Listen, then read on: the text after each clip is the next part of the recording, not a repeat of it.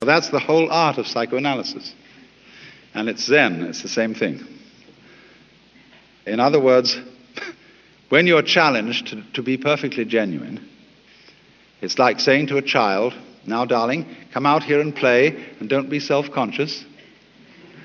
Or it's like I would say to you, now look, if you come here tonight at exactly midnight and put your hands on this stage, you can wish and have granted any wish you want, provided you don't think of a green elephant. Everybody will come, they'll put their hands here, and they will be very careful not to think about a green elephant.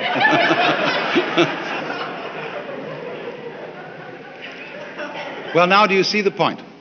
That everybody, if we transfer this to the dimension of spirituality, where the highest ideal is to be unselfish, to let go of oneself, when you are trying to be unselfish, you're doing it for a selfish reason.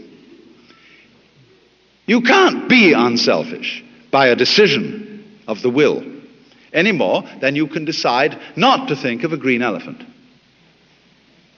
There is a story about Confucius, who one day met Lao Tzu, who was a great Chinese philosopher.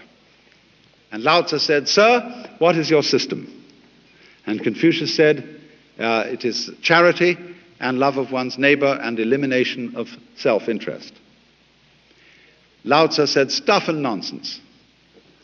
Your elimination of self is a positive manifestation of self.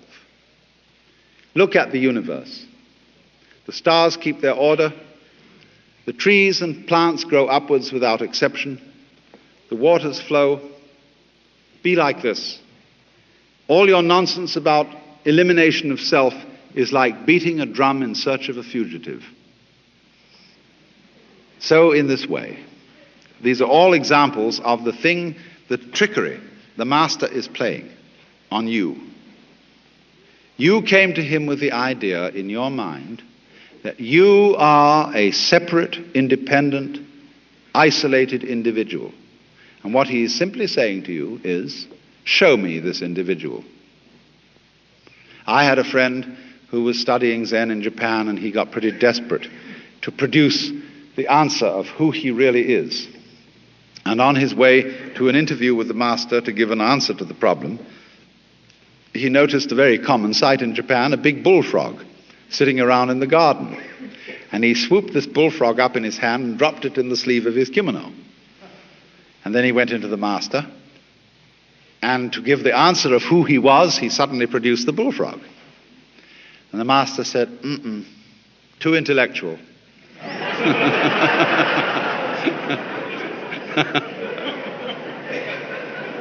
In other words, this answer is too contrived.